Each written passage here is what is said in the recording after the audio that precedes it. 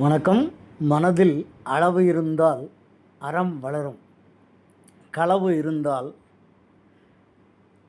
வஞ்சகமே வளரும். குறள் எண் 288ங்க. அளவறிந்தார் நெஞ்சத்து அறம் போல நிற்கும், களவறிந்தார் நெஞ்சில் கரவு. அதாவது, அளவை அறிந்து வாழ்பவர்களின் மனதில் அறம் நிலைத்து நிற்கும். ஆனால் களவை அநியாயமாக பிறர் பொருளை அடைய நினைப்பவர்கள், பழகியவர்களின் மனதில் வஞ்சனை, மறைமுக நோக்கம் தங்கிவிடும்.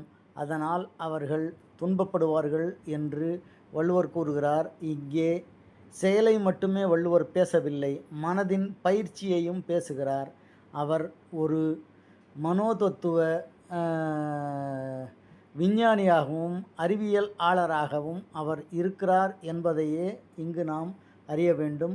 அளவை அறிதல் என்பது மனதில் அறம் வளரும், களவை பழகுதல் என்பது மனதில் வஞ்சம் வளரும். இதுவே இந்த கருத்தாகும். நன்றி, வணக்கம். உங்கள் கருத்தை